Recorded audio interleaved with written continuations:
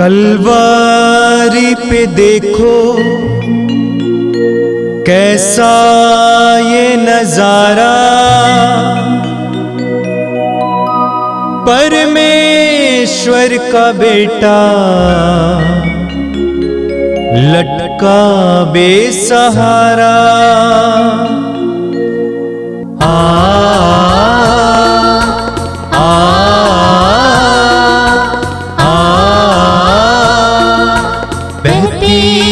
धारा जिसमें सबको मिले मुक्ति, बहती रक्त धारा जिसमें सबको मिले शांति, बहती रक्त धारा जिसमें सबको मिले मुक्ति, बहती रक्त धारा जिसमें सबको मिले शांति।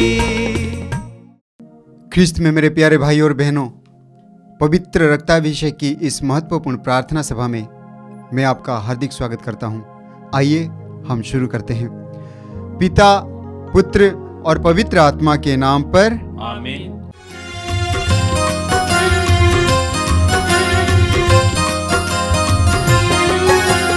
यीशु के बदन से बही जो लहू की धारा, उसमें धुले हमारे पापों के दाग सारे। यीशु के बदन से बही जो लहू की धारा, उसमें धुले हमारे पापों के दाग सारे। रख ले उसी में आशा, तज दे सभी निराशा, यीशु ही हमारे जीवन पार लगाए। रख ले उसी में आशा, तज दे सभी निराशा, यीशु ही हमारे जीवन पार लगाए। यीशु के बदन से बही जो लहू की धारा, उसमें धुले हमारे पापों के दाग सारे। यीशु के बदन से बही जो लहू की धारा, उसमें धुले हमारे पापों के दाग सारे। कृपया मेरे पीछे दोहराइएगा। हे प्रेमी पिता, हे प्रेमी पिता, हम तुझे धन्यवाद देते हैं, हम तुझे धन्यवाद देते हैं, क्योंकि तूने हमसे इतना प्यार किया, हमसे इतना प्यार किया कि हमारे लिए अपने इकलौते पुत्र को अर्पित किया, जिससे जो उसमें विश्वास करे उसका सर्वनाश ना हो, बल्कि अनंत जीवन प्राप्त करे। हे संसार के मुक्तिदाता यीशु, हम तेरे बलिदान के लिए तुझे धन्यवाद देते हैं। तूने कहा यह प्याला मेरे रक्त का नूतन विधान है, यह तुम्हारे लिए बहाया जा रहा है। हम अंगीकार करते हैं कि हमारा उद्धार तेरे मूल्यवान रक्त की कीमत पर हुआ है। हम पर दया कर और हमें हर बंधन से मुक्त कर। आपका अनुवाक्य होगा, हे निर्दोष मेमने हम पर दया कर। हमारे पाप मिटाने के लिए क्रूस पर रक्त बहाने वाले, हमारे पापों का प्रायश्चित करने क्रूस पर रक्त बहाने वाले, हमारे शाप मिटाने के लिए क्रूस पर रक्त बहाने वाले, हमारे पापों का कलंक मिटाने क्रूस पर रक्त बहाने वाले, हमारे पापों की कीमत चुकाने क्रूस पर रक्त बहाने वाले, शैतान का हर कार्य नष्ट करने क्रूस पर रक्त बहाने वाले, हमें भरपूर जीवन देने क्रूस पर रक्त बहाने वाले, हमारे घायल दिलों को चंगा करने क्रूस पर रक्त बहाने वाले,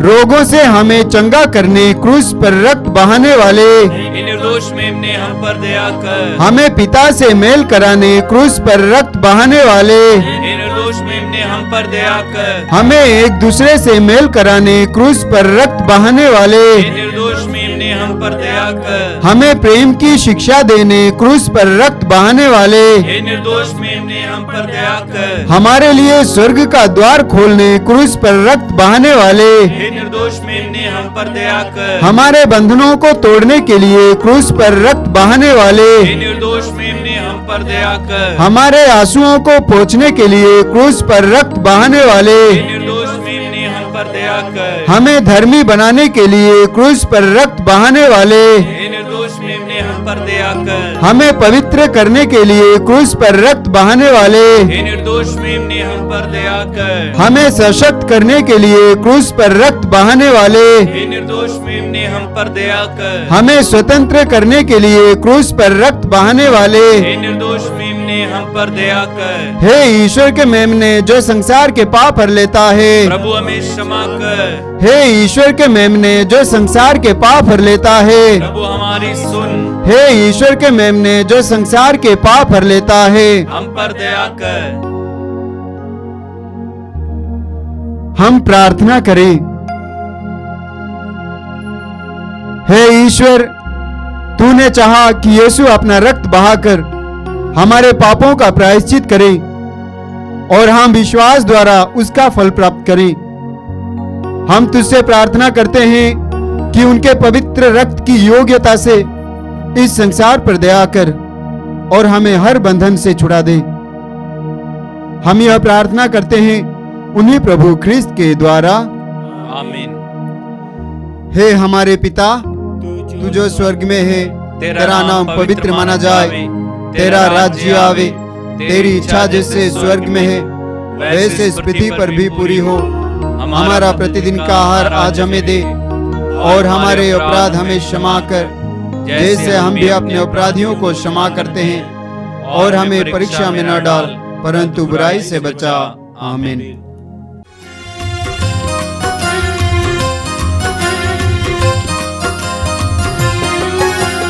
यीशु के बदन से बही जो लहू की धारा, उसमें धुले हमारे पापों के दाग सारे।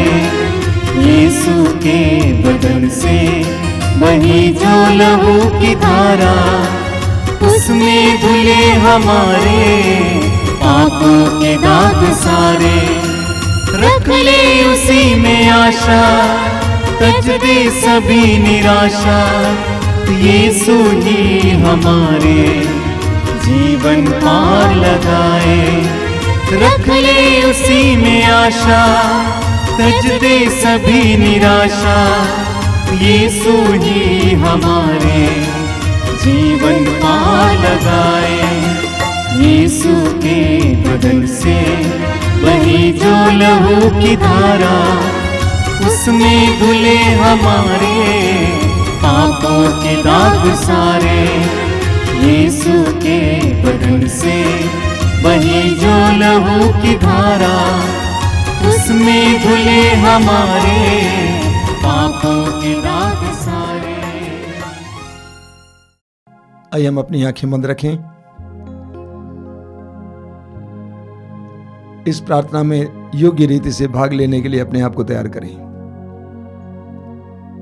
प्रभु की उपस्थिति महसूस कीजिए, पवित्र आत्मा की उपस्थिति महसूस कीजिए।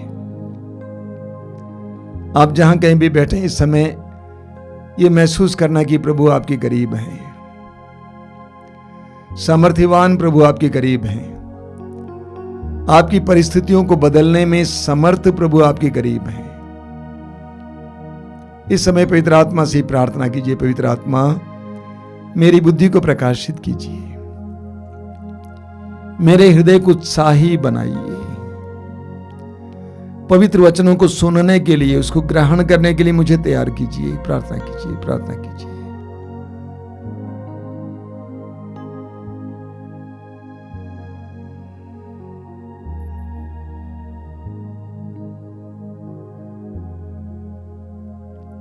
आंखें खोलें। मेरे प्रिय भाई और बहनों, हम विश्वासियों को हर पल, हर बात के लिए प्रभु को धन्यवाद देने की आवश्यकता है। जीवन के हर एक अनुभव के लिए हमें प्रभु को धन्यवाद देने की आवश्यकता है। धन्यवाद देना हमारी प्रार्थना का एक हिस्सा बने। सुख के लिए, दुख के लिए, हार के लिए, जीत के लिए, आराम के लिए, पीड़ा के लिए हम प्रभु को धन्यवाद देना सीखें। तब हमारे जीवन में प्रभु की कृपाएं और ज्यादा बरसेंगी। प्रार्थना करना इसके लिए कि प्रभु मुझे धन्यवाद ही बना। मेरे प्रिय भाई और बहनों, एक सप्ताह पहले एक युवती ने मुझे फोन करके कहा कि उसके जीवन में बहुत समस्याएं हो रही हैं, उसे कोई रोग हो गया है। मैंने उसे सलाह दी कि बेटा तुम एक काम करना, आज से प्रतिदिन रात को 9 से 10 बजे तक की कृपा धारा कार्यक्रम में भाग लेना। अगले दिन सुबह मुझे शक हुआ कि क्या वास्तव में उसने इस कार्यक्रम में भाग लिया कि नहीं भाग लिया। फोन किया पता लगाने के लिए कि वास्तव में उसने उस कार्यक्रम में भाग लिया था। उसने कहा स्वामी जी 20 मिनट लेट मैं उस कार्यक्रम में भाग ले पाई। मैंने पूछा क्यों? उसने कहा वो शहर में रहती है, बाजार जाना था कोई ज़रूरी काम से, वापस आई, खाना खाई, तब तक देर हो गई। मैंने पूछा बेटा अगर तुम इंटरव्यू में जाओगी, किसी काम के लिए इंटरव्यू में जाओगी और 20 मिनट लेट पहुंच जाओगी तो क्या होगा? हम सभी जानते हैं हमारे जीवन में जब महत्वपूर्ण कार्यों में भाग लेने का समय होता है तो हम समय से पहले पहुंच जाते हैं। अगर हमें फ्लाइट पकड़ना होता है तो हम समय से पहले पहुंच जाते हैं। अगर ट्रेन पकड़ना होता है तो हम समय से पहले पहुंच जाते हैं। किसी अधिकारी से मिलने जाना होता है तो हम समय से पहले पहुंच जाते हैं। लेकिन आध्यात्मिक बातों में हम ढीलापन बरतते हैं। हमारे अंदर आध्यात्मिक बातों में निष्ठा की कमी है। निष्ठा एक बहुत जबरदस्त शब्द है। आध्यात्मिक बातों में निष्ठा की कमी है। हम दानियल के ग्रंथ में पढ़ते हैं, दानियल का ग्रंथ अध्याय 6 में दानियल परदेश में था, एक तरह से गुलाम की तरह निर्वासन में रह रहा था बाबुल में। बाबुल के राजा ने आज्ञा निकाली कि आने वाले 40 दिनों के लिए मुझे छोड़कर और किसी की आराधना करना अपराध है। जो भी ऐसा करेगा उसको भूखे सिंह के खड्ड में डाल दिया जाएगा। लेकिन दानियल अपने सच्चे और जीवित ईश्वर को छोड़ने के लिए तैयार नहीं था। वो प्रतिदिन रिवाज के अनुसार प्रार्थना किया करता था, इसलिए दानियल को भूखे सिंह के खड्ड में डाला गया। रात भर वो खड्ड में रहा लेकिन भूखे सिंह ने उसको खाया नहीं। सत्य है, क्या कारण है? आप पढ़ेंगे दानियल का ग्रंथ अध्याय 6 वाक्य 11 में कि दानियल रिवाज के अनुसार प्रतिदिन 3 बार घुटने टेक कर प्रभु की धन्यवाद की प्रार्थना पढ़ा करता था। प्रतिदिन 3 बार घुटना टेकर वो धन्यवाद की प्रार्थना किया करता था। वो निष्ठावान था, इसलिए प्रभु ने उसको सिंह के मुंह से बचा लिया। मेरे प्रिय भाई और बहनों, मैं पिछले 35 वर्षों से प्रभु के वचन की सेवा कर रहा हूं। प्रभु के वचन की घोषणा करते आ रहा हूं। आश्रम में, बाहर, टीवी में, मीडिया में हजारों बार मैंने वचन सुनाया है। यह प्रभु की एक विशेष कृपा है जो प्रभु ने मुझे दिया है। हजारों बार प्रभु के वचनों को सुनाने का मौका। इसके बावजूद मैं आज आपको बताना चाहता हूं, आज भी मैं आध्यात्मिक सेवा के लिए अपने आप को तैयार करता हूं। इस छोटे से प्रवचन के लिए मैंने तैयारी की है। मैं एक छात्र की तरह जो परीक्षा की तैयारी करता है, मैं तैयारी करता हूं, बैठता हूं, वचन के साथ वचन पढ़ता हूं, मनन चिंतन करता हूं, लिखता हूं। एक बार नहीं, एक बार लिखा फाड़ कर फेंक दिया, फिर दूसरी बार, फिर तीसरी बार, कहीं कहीं 4-5 बार जब तक कि मुझे संतुष्टि ना मिले, जब तक कि पवित्र आत्मा का इशारा ना मिले। तैयारी करता हूं। क्यों? क्योंकि मैं आध्यात्मिक बातों को महत्व देना चाहता हूं। मैं जानता हूं कि जिस प्रभु ने मुझे यह मौका दिया, अगर मैं उससे एक दूसरा मौका पाऊं, उसके लिए आवश्यक है मैं उसके लिए ईमानदारी के साथ कार्य करूं। गणना ग्रंथ के अध्याय 30 उसके वाक्य 3 में लिखा हुआ है, प्रभु के प्रति तुमने जो मन्नत माना है उसको पूरा करने का ख्याल करना। प्रभु के प्रति जो मन्नत माना है उसको पूरा करने का ख्याल करना। मत्ती के सुसमाचार के अध्याय 5 उसके वाक्य 19 में पढ़ेंगे। प्रभु यीशु स्वयं कहते हैं, जो इन छोटी सी छोटी आज्ञाओं में से किसी एक का उल्लंघन करता है और दूसरों को भी ऐसा करना सिखाता है, वह स्वर्ग के राज्य में छोटा माना जाएगा। लेकिन जो इन छोटी सी छोटी आज्ञाओं में से किसी एक का भी पालन करता है और उसका दूसरों को पालन करना सिखाता है, वह स्वर्ग के राज्य में बड़ा माना जाएगा। छोटी सी छोटी आज्ञाओं का पालन करना हमारी एक बहुत बड़ी समस्या है। हम आध्यात्मिक बातों को छोटी और तुच्छ समझते हैं और वास्तव में हमारी समस्याओं का यही कारण है, आध्यात्मिक बातों के प्रति निष्ठा की कमी। जकरिया के ग्रंथ के अध्याय 4 उसके वाक्य 10 में प्रभु का वचन कहता है, आज के छोटे कार्यों को तुच्छ न समझना। किसी भी कार्य को तुच्छ नहीं समझना है, हर कार्य महत्वपूर्ण है। प्रभु के द्वारा दिया गया हर कार्य महत्वपूर्ण है। विशेष करके आध्यात्मिक कार्य बहुत महत्वपूर्ण है। प्रवक्ता ग्रंथ के अध्याय 19 वाक्य 1 में लिखा हुआ है, जो छोटी बातों की उपेक्षा करता उसका पतन होगा। जो छोटी बातों की उपेक्षा करता उसका पतन होगा। किसी भी बात को छोटा समझकर उसका तिरस्कार नहीं करना। हम पढ़ेंगे लूकस के सुसमाचार के अध्याय 19 में, उस सुंदर दृष्टांत में, आश्चर्यों के दृष्टांत में। वहां पर हम क्या पढ़ते हैं, एक नौकर जिसको धन दिया गया था व्यापार करने के लिए, उसको दुगना कर देता है और मालिक के पास आता है और कहता है कि आपने इतना दिया, मैंने इसको दुगना किया है। मालिक ने क्या कहा, भले और ईमानदार सेवक, तुम छोटी बातों में ईमानदार रहे, मैं तुमको 10 नगरों पर नियुक्त करूंगा। मैं तुमको 10 नगरों पर नियुक्त करूंगा। ये ईश्वर का तरीका है। अगर हम ईमानदार रहेंगे छोटी बातों में भी, तो ईश्वर हमें 10 नगरों पर नियुक्त करेगा, हमारे ऊपर और बड़ी बड़ी जिम्मेदारियां रखेगा। लूकस का सुसमाचार अध्याय 16 उसके वाक्य 10 और 11 में प्रभु कहते हैं, जो छोटी बातों में बेईमान है वो बड़ी बातों में भी बेईमान है। जो छोटी बातों में ईमानदार है वो बड़ी बातों में भी ईमानदार है। प्रभु हमारे हर कार्य को देखते हैं। ख्याल कीजिएगा, प्रभु हमारे हर कार्य को देखते हैं। छोटे कार्य, आध्यात्मिक कार्य हम कैसे करते हैं। एक महान संत हैं, बालक यीशु की संत त्रेसा। वो कहा करती थी कि मैं छोटे छोटे कार्यों को महान रूप से करना चाहती हूं। वो सिखाती थी कि छोटे कार्यों को महान रूप से करो। अंग्रेजी में बहुत सुंदर लगता है, do little things in a great वे।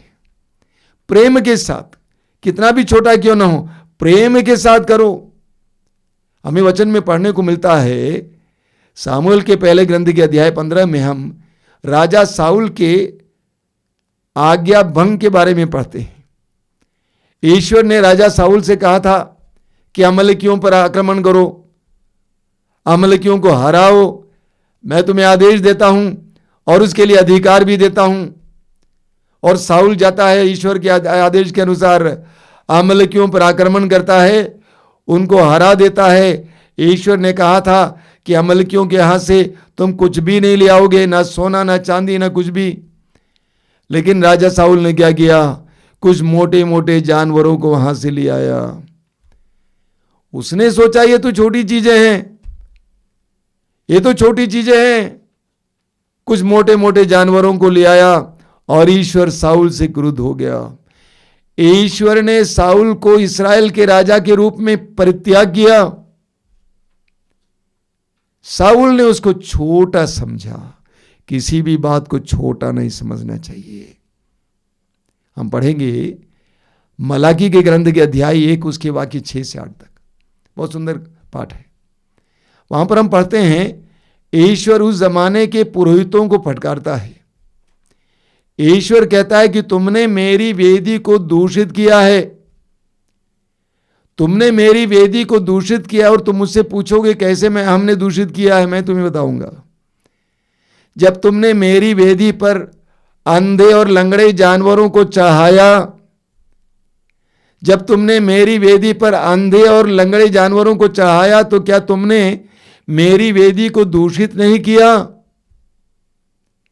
अगर तुम यही कार्य अपने राज्यपाल के लिए करके दिखाओ, अगर तुम इसी तरह के अंधे और लंगड़े जानवरों को तुम अपने राज्यपाल को दोगे, भेंट चढ़ाओगे, तो क्या वो तुमसे संतुष्ट होगा, खुश होगा, प्रसन्न होगा? उस जमाने के पुरोहितों ने सोचा कि आखिर इन जानवरों को ईश्वर को चढ़ाना ही है, इनको काटना है या इनको जलाना है, अच्छे जानवर क्यों देंगे? और इसलिए उन्होंने अंधे और लंगड़े जानवरों को चढ़ाया। मुझे लगता है कभी कभी हमारे जीवन में भी ऐसा ही होता है। बचा कुचा समय हम प्रभु को देते हैं, फुर्सत मिले तो प्रार्थना करते हैं, छुट्टी के समय थोड़ी सी प्रार्थना करते हैं, फुर्सत मिले तो करते हैं, प्रभु को दान भी देते हैं। कैसे देते हैं मत भूलिएगा। उत्पत्ति ग्रंथ के आदम और एवा के बेटे हाबिल और काइन का उदाहरण, हाबिल के बारे में बताया गया वचन में, हाबिल ने सर्वोत्तम भेड़ के बच्चे को प्रभु को चढ़ाया। हाबिल ने सर्वोत्तम भेड़ के बच्चे को प्रभु को चढ़ाया, जबकि काइन ने अपने खेत के कुछ उपज को प्रभु को चढ़ाया, कुछ को, लेकिन हाबिल ने सर्वोत्तम को प्रभु को चढ़ाया। हमारे जीवन में भी इसी तरह करना है। हम आध्यात्मिक बातों को तुच्छ समझते हैं, भौतिक बातों के लिए पूरा ध्यान देते हैं, हर चीज के परफेक्शन के लिए पूरा ख्याल करते हैं, घर बनाते हैं, मकान बनाते हैं, सजाते हैं, कितना सजाते संवारते हैं, लेकिन क्या इतना हम आध्यात्मिक बातों का ख्याल करते हैं? एक छोटा सा उदाहरण लीजिए। शादी होने वाली है, विवाह होने वाला है, लड़की का विवाह होना है, कितनी तैयारी करते हैं, कितनी तैयारी करते हैं, पैसा बटोरते हैं, ठीक है चलो इकट्ठा करते हैं, हर बात का ख्याल किया जाता है। तंबू वाले को पहले से बताया जाता है अच्छा तंबू होना चाहिए, सुंदर होना चाहिए, सजावट देखने पर लोगों को बोलना चाहिए कितना अच्छा हुआ है। केटर को बुलाया जाता है, उसको बताया जाता है अच्छा खाना देना, ज्यादा मिर्चा नहीं होना चाहिए। एक एक चीज का हम लोग ख्याल करते हैं। लड़की के लिए आभूषण खरीदा जाता है, अच्छा से अच्छा आभूषण, जहां तक हो सके शक्ति अलाउ करें। अच्छा कपड़ा खरीदा जाता है, साड़ी और पता नहीं क्या क्या चीजें, उस समय के लिए, इस समय के लिए, अलग अलग समय के लिए कितना ख्याल किया जाता है, एक एक बात का ख्याल किया जाता है। अब मैं आपसे सवाल करता हूं, कितनी आध्यात्मिक तैयारी होती है? शादी से पहले लड़की को ब्यूटी पार्लर ले जाया जाता है, पूरा सुंदर बनाया जाता है, लड़की को पहचान भी नहीं पाते हैं कभी कि कौन है, वही लड़की है क्या। इतना सजाई जाती है, इतना ख्याल किया जाता है। आध्यात्मिक तैयारी, जवाब दीजिए। अगर कैथोलिक है तो जाएगी फादर के पास, 15 मिनट में पाप स्वीकार करेगी, चलो हो गया चलो, या बोलेगी हमें आशीष दीजिए।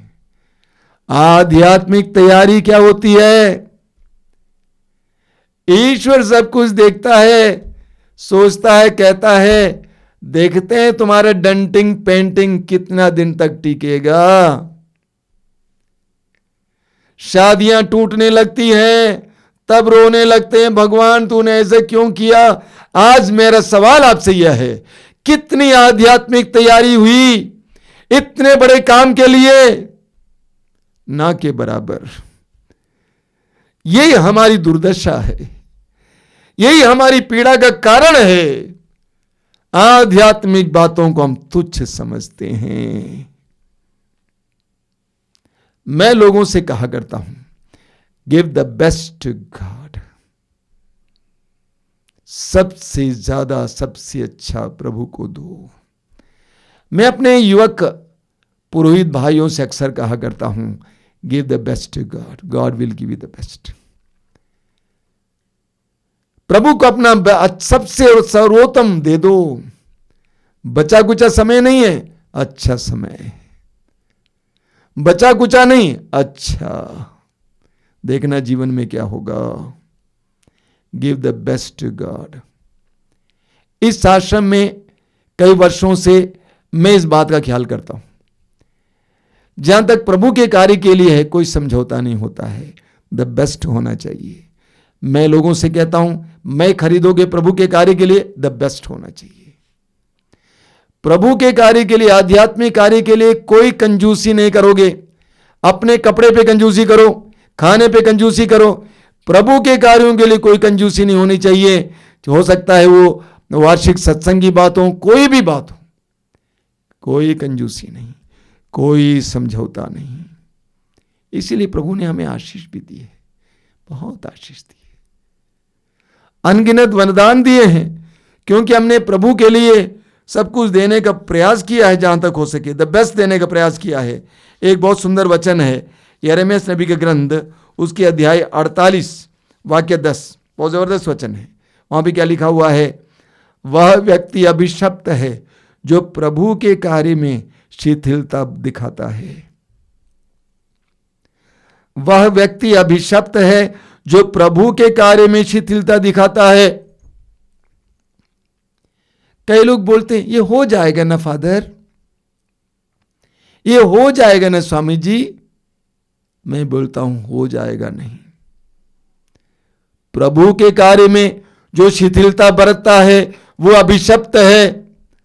कई विश्वासी इसीलिए ईश्वर का अभिशाप पाते हैं, क्योंकि प्रभु के कार्य में ढीलापन बरतते हैं, प्रभु का ख्याल नहीं होता है, आध्यात्मिक बातों में ढीलापन बरतते हैं। और आज मैं आपको ये बताना चाहता हूं, आध्यात्मिक बातों को गंभीरता से ले लो। आध्यात्मिक बातों को गंभीरता से ले लो।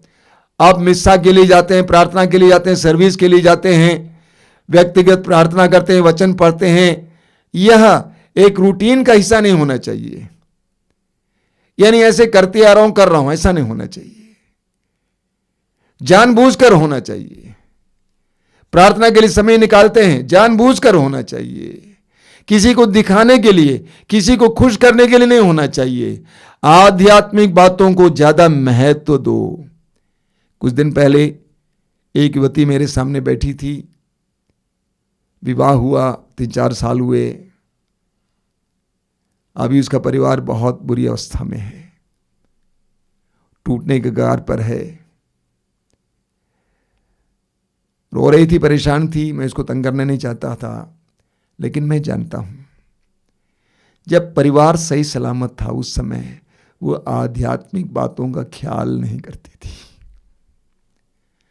जब टूटने लगा तो प्रभु को ढूंढने आई। जब तक परिवार सही सलामत चल रहा था उस समय उसके पास प्रभु को देने के लिए समय नहीं था। शहर में घूमने के लिए समय था, मॉल जाने के लिए समय था, प्रभु को देने के लिए समय नहीं था, प्रार्थना के लिए समय नहीं था, गिरजाघर जाने के लिए समय नहीं था। जब सब कुछ सही चल रहा था उसने इन सारी चीजों का ख्याल ही नहीं किया। ऐसा नहीं होना चाहिए।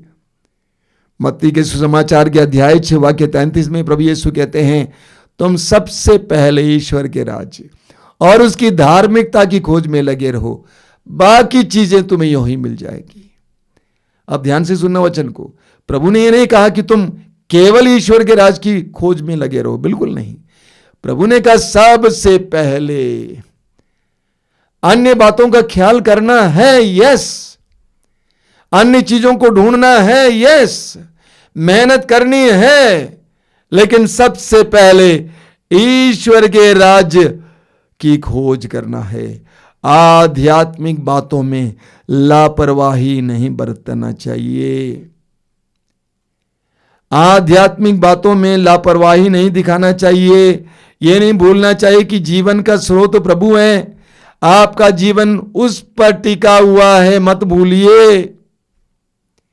आपका जीवन, आपके परिवार का जीवन, आपका भविष्य उस पर टिका हुआ है। एक बहुत सुंदर वचन है प्रेरित चरित्र के अध्याय 17 में संत पौलुस एथेंस के लोगों के से कहते हैं, प्रेरित चरित्र अध्याय 17 वाक्य 28 में, क्योंकि उसी में हमारा जीवन, हमारी गति तथा हमारा अस्तित्व निहित है। मत भूलिएगा, क्योंकि उसी में हमारा जीवन, हमारी गति तथा हमारा अस्तित्व निहित है।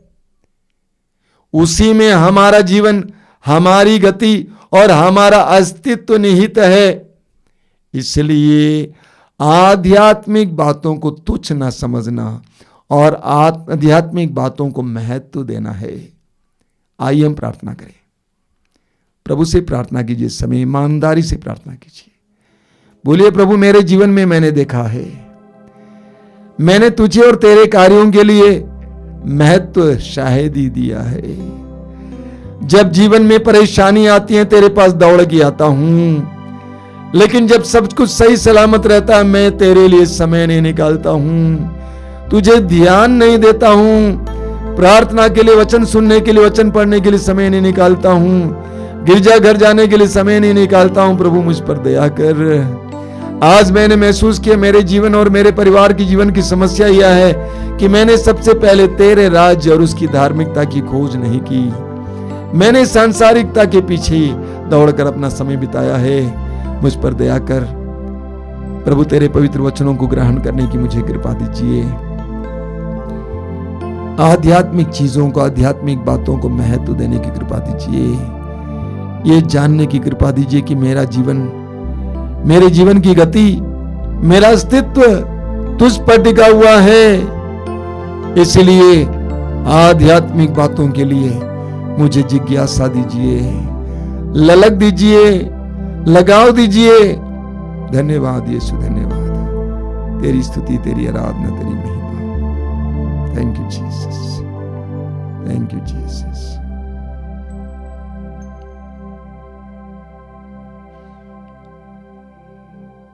आराधना के समय विशेष रूप से हम इसके लिए प्रार्थना करेंगे।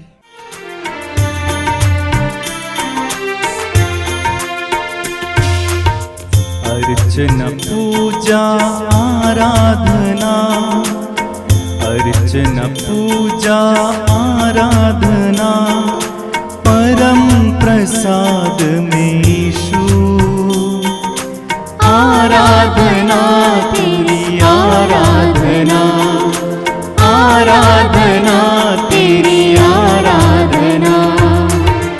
अर्चना पूजा आराधना, अर्चना पूजा आराधना, परम प्रसाद में यीशु।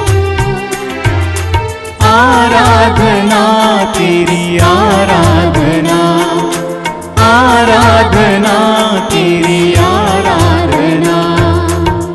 तू ही है प्रभु भोजन मेरा, तू ही है प्रभु जीवन मेरा। तू ही है प्रभु भोजन मेरा, तू ही है प्रभु जीवन मेरा। तू ही है प्रभु भोजन मेरा, तू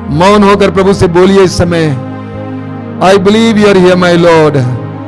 मैं विश्वास करता हूं कि तू यहां पर है, मैं तेरी आराधना करता हूं। I adore you Lord. आराधना कीजिए, आराधना कीजिए।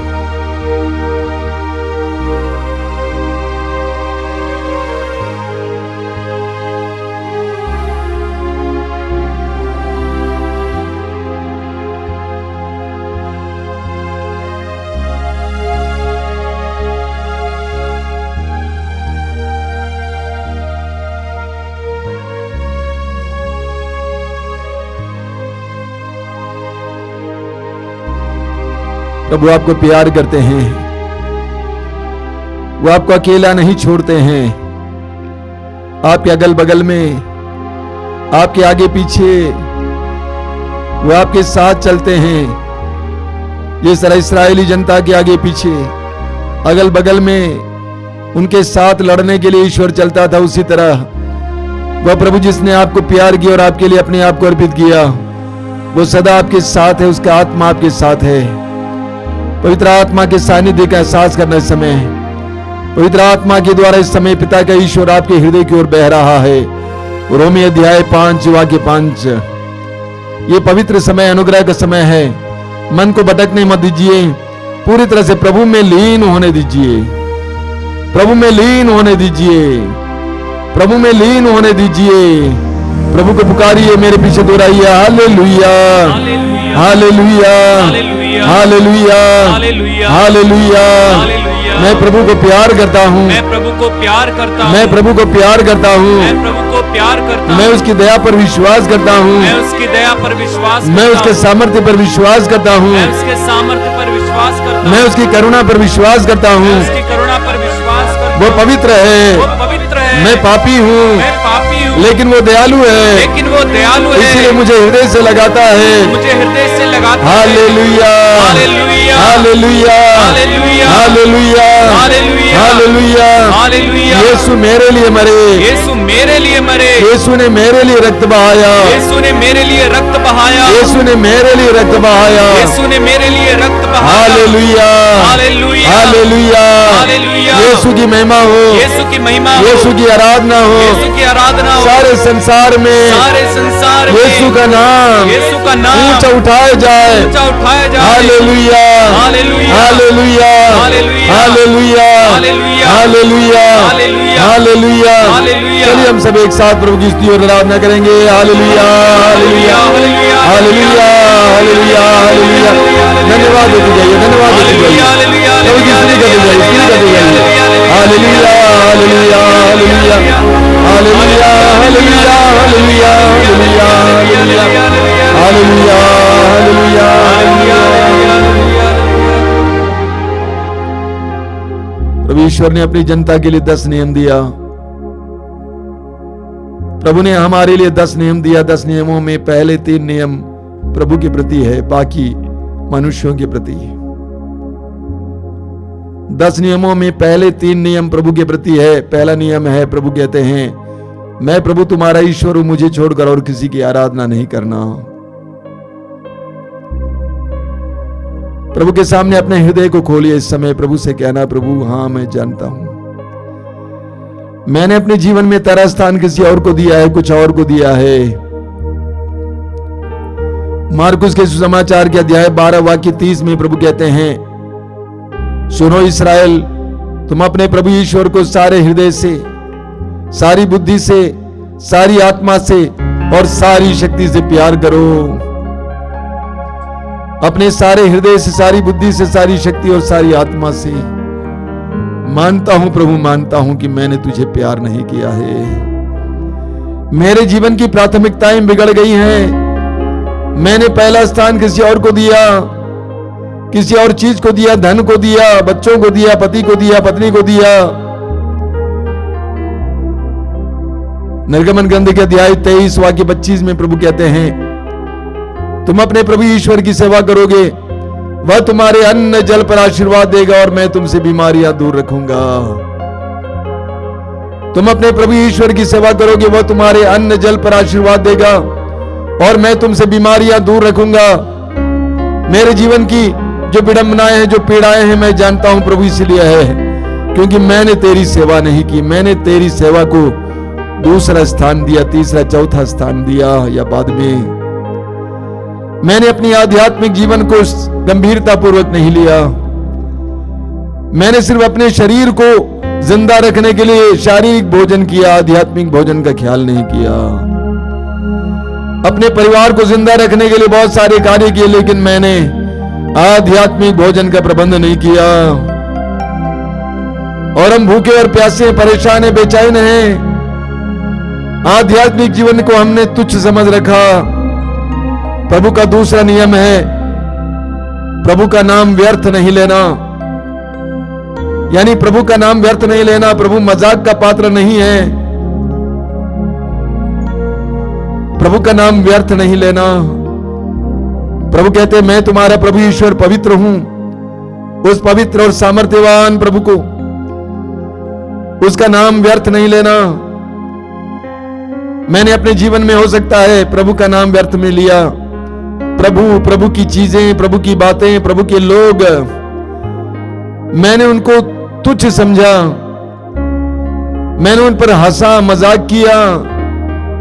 प्रभु ईश्वर मेरे लिए मजाक का पात्र बन गया। मुझ पर दया कर प्रभु, दया कर। प्रभु से माफी मांगी इस समय। प्रभु का तीसरा नियम है प्रभु का दिन पवित्र रखना। जीने के लिए प्रभु ने एक एक पल दिया। प्रभु ने कहा 6 दिन तुम काम करोगे, 7वां दिन तुम प्रभु के लिए समर्पित करोगे, ताकि तुम और ऊर्जा पाओगे, प्रभु के करीब आओगे, प्रभु का वचन सुनोगे, प्रभु का गीत गाओगे, गिरजा घर जाओगे, मिसा बलिदान में भाग लोगे, प्रभु के वचन सुनने के लिए समय निकालोगे, अपने परिवार के साथ बिताओगे, अन्य काम में लिप्त नहीं होगे। 6 दिन तुम्हें काम करने के लिए जिसने ऊर्जा दी और ज्यादा ऊर्जा देगा। लेकिन प्रभु, मैंने शायद तेरे वचन का पालन नहीं किया। मैं उटपटांग जंगली घोड़े की तरह जीवन जीता रहा, तेरे नियमों का पालन नहीं किया। मेरे लिए संडे मंडे में कोई फर्क नहीं था, रविवार और अन्य दिन में कोई फर्क नहीं था। मैंने सप्ताह में 1 दिन कम से कम मेरे परिवार के साथ बिताने के लिए समय नहीं निकाला। मुझ पर दया कर।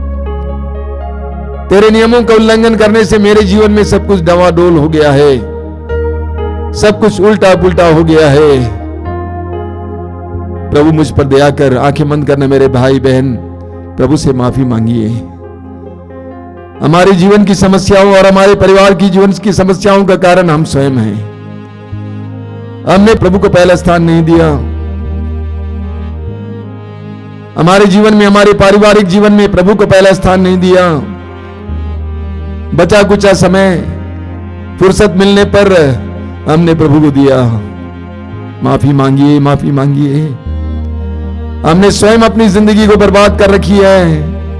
माफी मांगिए, माफी मांगिए, माफी मांगिए।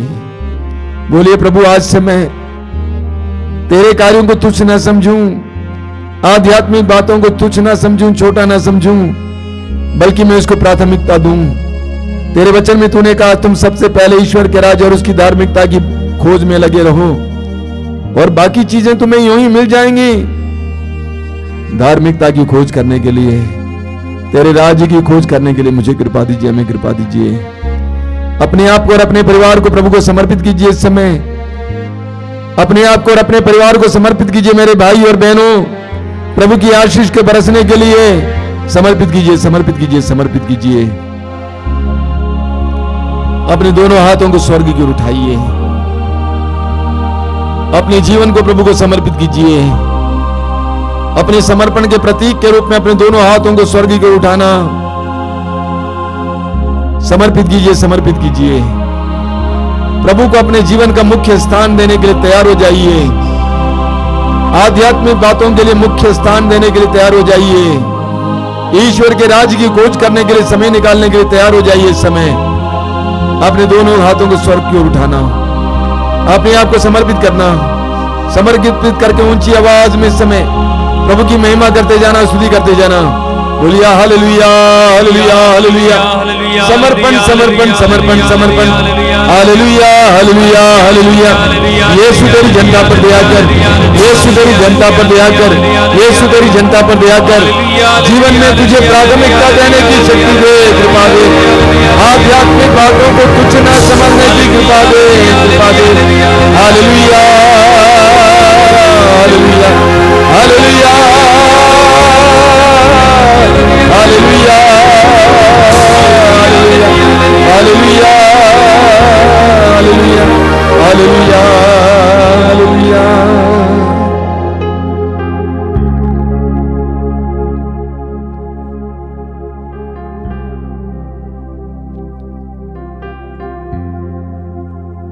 आइए हम पवित्र आत्मा के अभिषेक के लिए, पवित्र रक्त के अभिषेक के लिए प्रार्थना करेंगे। उस सुंदर गीत को दोहराते हुए अभिषेक दीजिए, अभिषेक दीजिए। मेरे पीछे दोहराते जाना, मुंह खोलकर दोहराना और पवित्र रक्त के अभिषेक के लिए प्रार्थना करना, हम पर, हमारे परिवारों पर, सारे विश्व पर।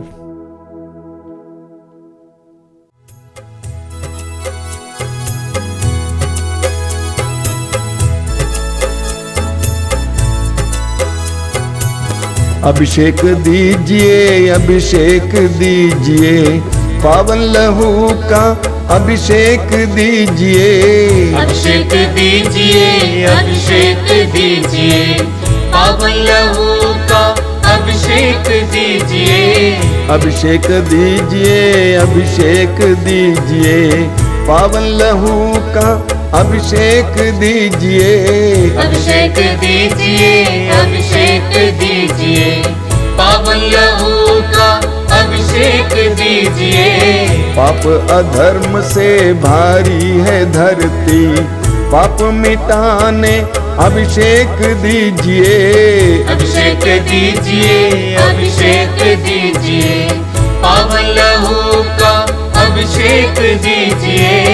युद्ध और विनाश का अंधेरा है छाया, शांति दिलाने अभिषेक दीजिए। अभिषेक दीजिए, अभिषेक दीजिए, पावन लहू का अभिषेक दीजिए। जकड़ा है मानव पापों के जाल में, बंधन तोड़ने अभिषेक दीजिए। अभिषेक दीजिए, अभिषेक दीजिए, पावन लहू का अभिषेक दीजिए। अश्लीलता का बादल घनेरा पवित्र करने अभिषेक दीजिए। अभिषेक दीजिए, अभिषेक दीजिए, पावन लहू का अभिषेक दीजिए। पाप मिटाने, शाप मिटाने, पावन लहू का अभिषेक दीजिए। अभिषेक दीजिए, अभिषेक दीजिए, पावन लहू का अभिषेक दीजिए। रोग मिटाने, शोक मिटाने, पावन लहू का अभिषेक दीजिए। अभिषेक दीजिए, अभिषेक दीजिए, पावन लहू का अभिषेक दीजिए। कोरोना वायरस को जड़ से मिटाने, पावन लहू का अभिषेक दीजिए। अभिषेक दीजिए, अभिषेक दीजिए, पावन लहू का अभिषेक दीजिए। कोरोना वायरस को जड़ से मिटाने, पावन लहू का अभिषेक दीजिए।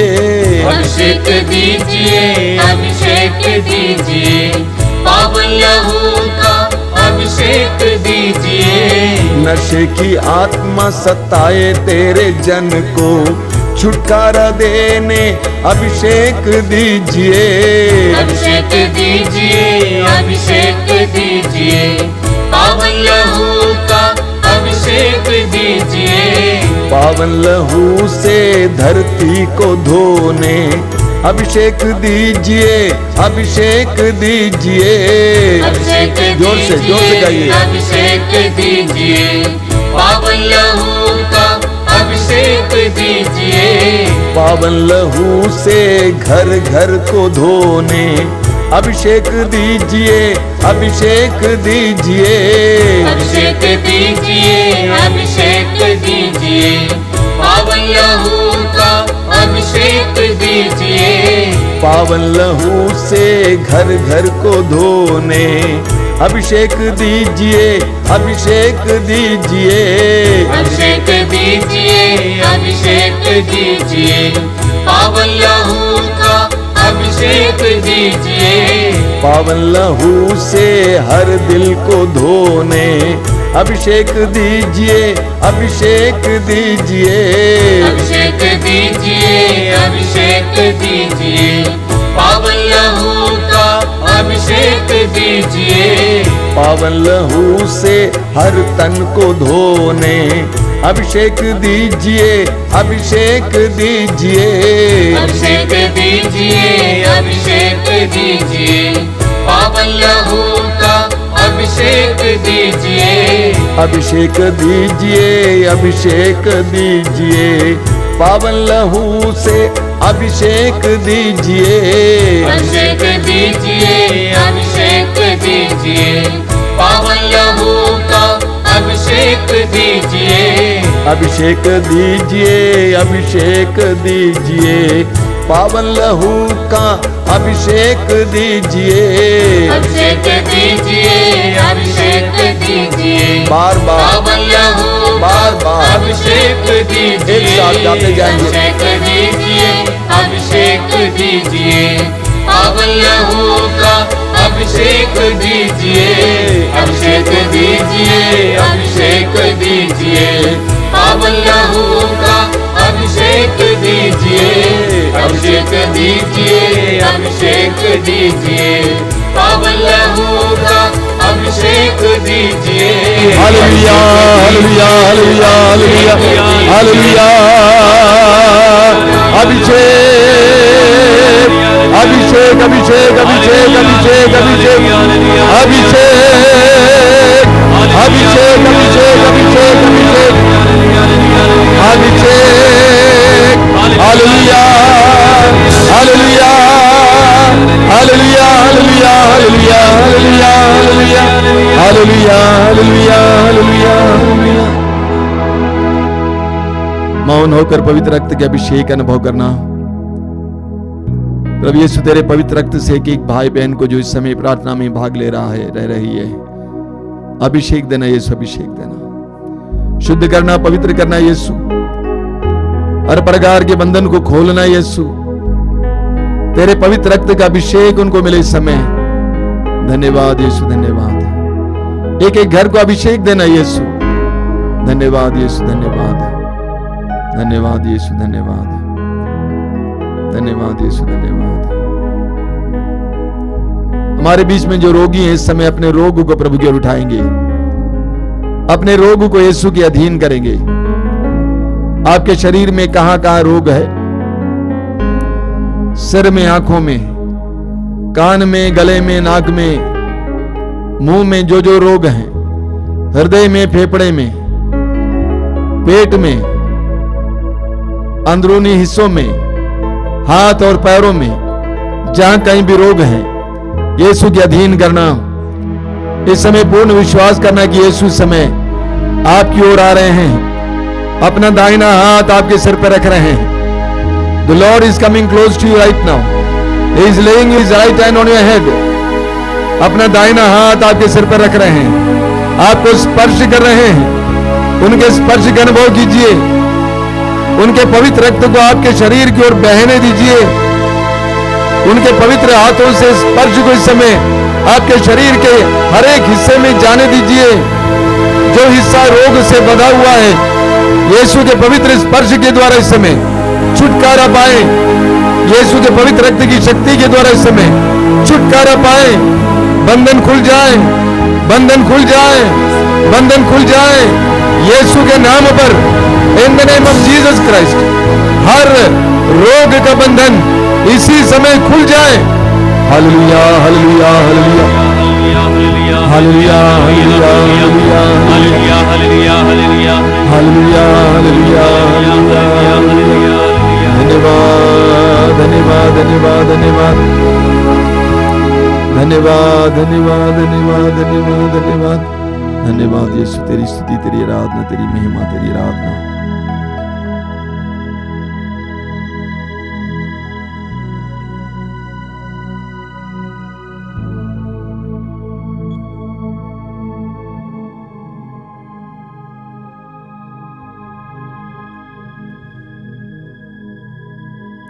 आइए हम संत पापा फ्रांसिस की प्रार्थना को दोहराएंगे, मेरे पीछे दोहराएंगे। मुझको यीशु के मूल्यवान रक्त का टीका लगाया गया है, कोई वायरस मुझे छू नहीं सकता। मुझको यीशु के मूल्यवान रक्त का टीका लगाया गया है, कोई वायरस मुझे छू नहीं सकता। मुझको यीशु के मूल्यवान रक्त का टीका लगाया गया है, कोई वायरस मुझे छू नहीं सकता। Hallelujah hallelujah hallelujah. यीशु का पवित्र रक्त मेरी रक्षा है, मेरा संरक्षण है। Hallelujah hallelujah hallelujah hallelujah. हम प्रभु की आशीष ग्रहण करेंगे इस समय बड़ी भक्ति पूर्वक।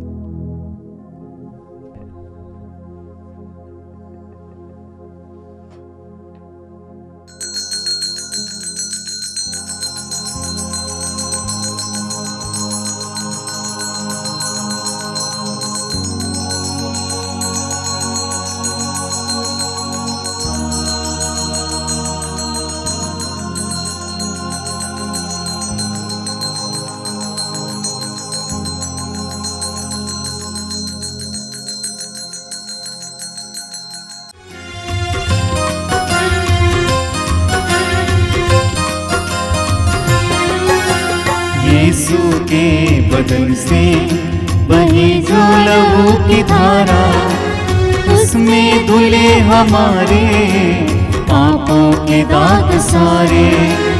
यीशु के बदन से बही जो लहू की धारा, उसमें धुले हमारे पापों के दाग सारे। रख ले उसी में आशा, तज दे सभी निराशा। यीशु ही हमारे जीवन पार लगाए। रख ले उसी में आशा, तज दे सभी निराशा। यीशु ही हमारे जीवन पार लगाए। यीशु के बदन से बही जो लहू की धारा, उसमें धुले हमारे पापों के दाग सारे। यीशु के बदन से बही जो लहू की धारा, उसमें धुले हमारे पापों के दाग सारे।